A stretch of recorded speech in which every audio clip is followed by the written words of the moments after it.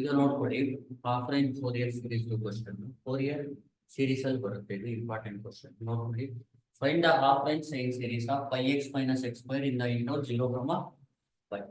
ಈಗ ಏನ್ ಮಾಡ್ಬೇಕು ಹೇಳಿ, ಎಫ್ ಆಫ್ ಎಕ್ಸ್ ಬರ್ಕೊಳ್ಳಿ. ಎಫ್ ಆಫ್ ಎಕ್ಸ್ ಏನು? ಇದು ಎಫ್ ಆಫ್ ಎಕ್ಸ್ ಹೇಳಿ, ಕರೆಕ್ಟ್ ಅಲ್ವಾ? ಈಗ ಏನ್ ಮಾಡ್ಬೇಕು ಇಲ್ಲಿ ಅಂದ್ರೆ, ನೀವು ಹಾಫ್ ರೇಂಜ್ ಸೈನ್ ಸೀರೀಸ್ ಅಂದ್ರೆ ಬಿ ಎಲ್ ನ ಫೈಂಡ್ ಮಾಡ್ಬೇಕು. ಏನ್ ಫೈಂಡ್ ಮಾಡ್ಬೇಕು? ಹಾಫ್ ರೇಂಜ್ ಕೊಸೈನ್ ಸೀರೀಸ್ ಅಂದ್ರೆ ಏನಾದ್ರು ಮತ್ತೆ ಬಿ ಎನ್ ಗೆ ಫಾರ್ಮುಲಾ ಬಂದು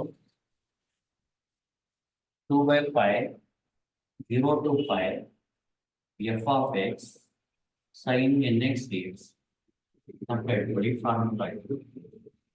ಬಿ ಎನ್ ಅಂದ್ರೆ ಏನು? 2/5 0 to 5 f of x sine n x d X.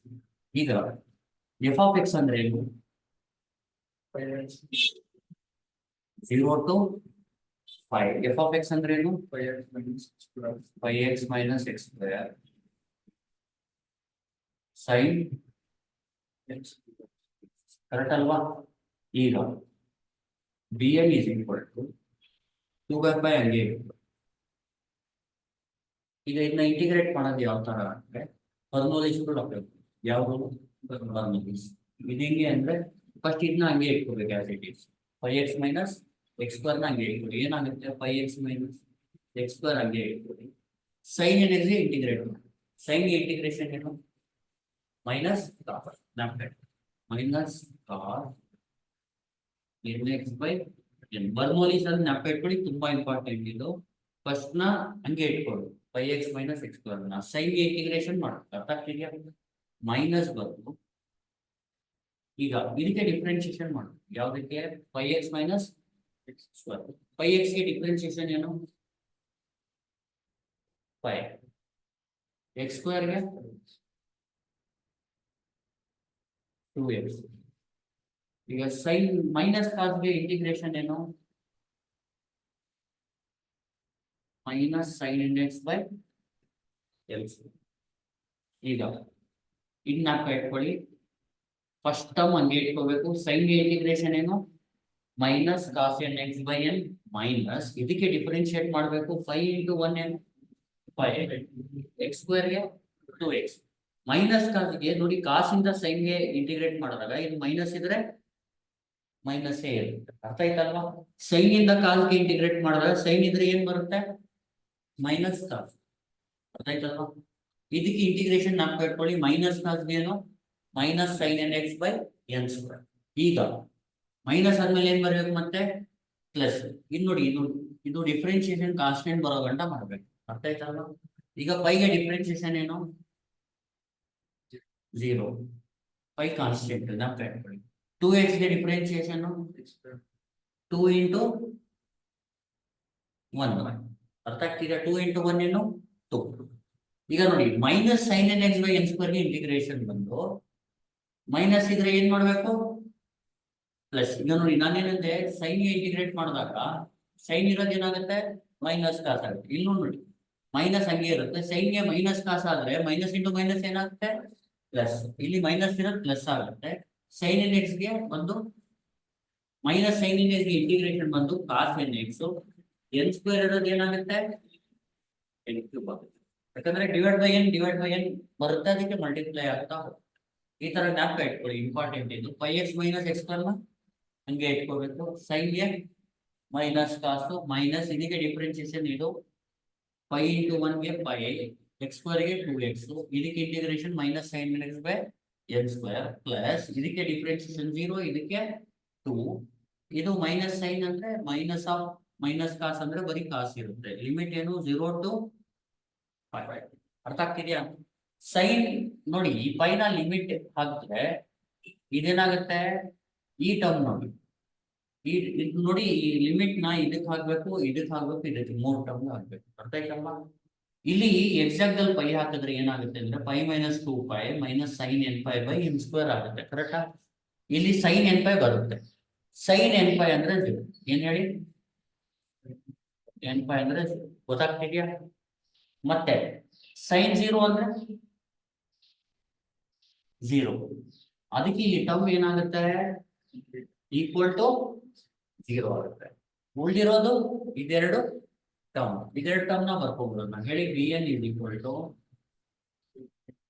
2/5. ಇದರಲ್ಲಿ ಎಕ್ಸ್ ಟರ್ಮ್ ನಾವು ಒಂದ್ ಕಡೆ ಮಾಡ್ಕೊಂಡು ಬೇರೆನ ಆಚೆ ತಗೊಳ್ಳೋದು. ಇಲ್ಲಿ ಬೇರೆದ್ ಯಾವ್ದಂದ್ರೆ ಎನ್. ಇಲ್ಲಿ ಎನ್ ಆಚೆ ಯಾವ ತರ ತಗೋಬೇಕಂದ್ರೆ ಇಲ್ಲಿ ನೋಡಿ ಮೈನಸ್ -1/n ಏನಂತ ಬರ್ಕೋಬೇಕಾಚೆ. ಬರೀ ಏನ್ ಬರ್ದ್ರೆ ಆಗತ್ತೆ. ಗೊತ್ತಾಗ್ತಿದ್ಯಾ? ಏನಂತ ಬರಿಬೇಕು? 1/n. ಉಳಿದಿರೋದು ಯಾವ ಯಾವ ಟರ್ಮ್ ಇದೆ ಅದನ್ನ ನೀಟಾಗಿ ಬರ್ಕೊಳ್ಳಿ. ಹೇಳಿ.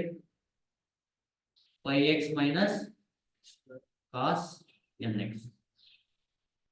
ಲಿಮಿಟ್ ಏನು? 0 to 5. ಗೊತ್ತಾಗ್ತಿದ್ಯಾ?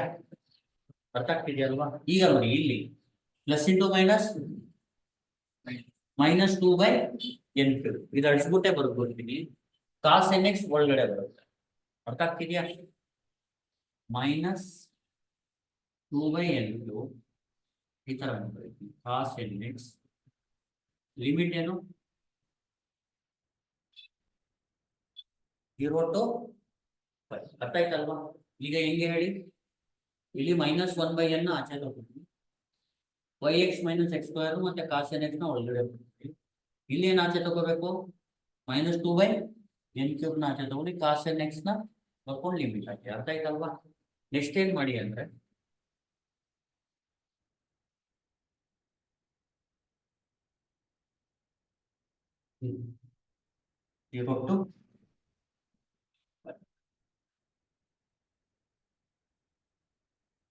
ಈಗ ಹೇಳಿ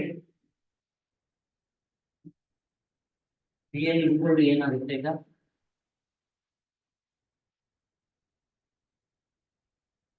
ಈ 2/π ಹಂಗೆ ಇಟ್ಕೊಳ್ಬೇಕು. ಸರಿನಾ? 2/π ನ ಹಂಗೆ ಇಟ್ಕೊಳ್ಬೇಕು. ಇಲ್ಲಿ ನೋಡಿ -1/n. ಈಗ ಇದನ್ನ ಲಿಮಿಟ್ ಹಾಕಿದ್ರೆ ಎಕ್ಸ್ ಜಾಗದಲ್ಲಿ ಪೈ ಹಾಕಿದ್ರೆ ಏನಾಗುತ್ತೆ? ಇದು π into π ಏನು? π². ಇನ್ನು ಎಕ್ಸ್ ಜಾಗದಲ್ಲಿ ಪೈ ಹಾಕಿದ್ರೆ π² - π². ಅಲ್ಲ, π into π π². ಇಲ್ಲೂ π². π² - π² 0. ಅಪ್ಪರ್ ಲಿಮಿಟ್ 0 ಬರುತ್ತೆ. ನೋಡಿ π into π π² - π² cos nπ. 0 into cos nπ ಅಂದ್ರೂ 0 ತಾನೆ. ಈಗ 0 ಹಾಕಿದ್ರೆ π into 0 ಏನು? -0² ಅಂದ್ರೆ 0. Lower limit 0. ಅರ್ಥ ಆಯ್ತಲ್ವಾ? ಈಗ ಇಲ್ಲಿ ಬನ್ನಿ. ಉಳಿಯೋದೇನು? -2/n3.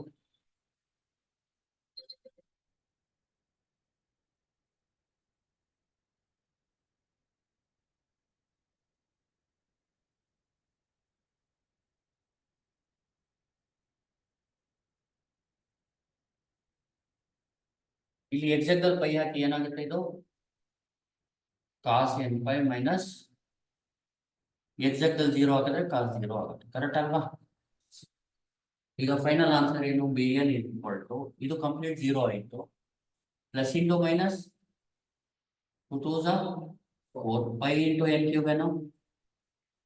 πn³ ಕರೆಕ್ಟ್ ಅಲ್ವಾ? cos nπ ಅಂದ್ರೆ ಜ್ಞಾಪಕ ಇಟ್ಕೊಳ್ಳಿ. cos nπ ಅಂದ್ರೆ -1/n. cos 0 ಅಂದ್ರೆ ಏನು? cos nπ ಅಂದ್ರೆ ಏನು? -1/n. cos 0 ಅಂದ್ರೆ 1. ನೋಡಿ ಇದು bn ಇಲ್ಲಿ ಗಂಟ ಮಾಡ್ಬೇಕು. ಇದಾದ ತಕ್ಷಣ ನೀವೇನ್ ಮಾಡಿ, half range sine series is given by ಅಂತ ಬರ್ಕೊಳ್ಳಿ. ಏನಂತ ಬರ್ಕೋತೀರಾ? ನೋಡಿ ಇನ್ನೊಂದು ಇಲ್ಲೊಂದು ಸ್ಟೆಪ್ ಹೀಗೆ ನಿಲ್ಸ್ಬೋದು, ಅಥವಾ ಬೇಕಿದ್ರೆ ಒಂದ್ ಸ್ಟೆಪ್ ಜಾಸ್ತಿ ಮಾಡ್ಕೊಂಡು 4/, ಮೈನಸ್ ಇದೆಯಲ್ವಾ ಅದನ್ನ ತೆಗಿಬೇಕು ಅಂದ್ರೆ ಇದು ನಾವು ಉಲ್ಟಾ ಬರೀಬೇಕು. ಫಸ್ಟ್ 1 ಬರಿಬೇಕು, ಆಮೇಲೆ -1 ಈ ತರ ಉಲ್ಟಾ ಮಾಡ್ಬೋದು. ಗೊತ್ತಾಗ್ತಿದ್ಯಾ? ಮೈನಸ್ ಪ್ಲಸ್ ಆಗ್ಬೇಕು ಅಂದ್ರೆ ಅರ್ಥ ಆಯ್ತಲ್ವಾ? ಆಮೇಲೆ half range sine series is given by formula ಬಂದು half range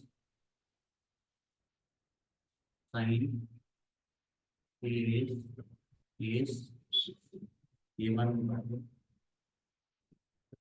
f of x is equal to summation of n is equal to 1 to infinity bn sin nx. ಇದು ಫಾರ್ಮುಲಾ ಆಯ್ತಲ್ವಾ? ಈಗ f of x ಅಂದ್ರೆ ಏನು? ಇಲ್ಲೇ ಬರ್ಬಿಡ್ತೀನಿ. F of x ಅಂದ್ರೆ ಏನು?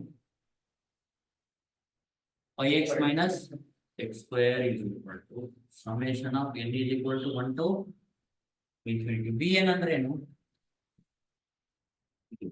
ಹೇಳಿ? 4 by ಬ್ರಾಕೆಟ್ ಬೇಕಾಗಿಲ್ಲ, 4 by pi n cube 1 minus 1 power sin nx. ಅರ್ಥ ಆಗ್ತಿದ್ಯಾ? ಇದೇ final answer. Into sine nx ಬರೀಬೇಕಿಲ್ಲಿ, ಇಂಟು ಸೈನ್. ಅರ್ಥ ಆಯ್ತಲ್ವ? ಇದು ಗೊತ್ತಾಯ್ತಾ? Thank you.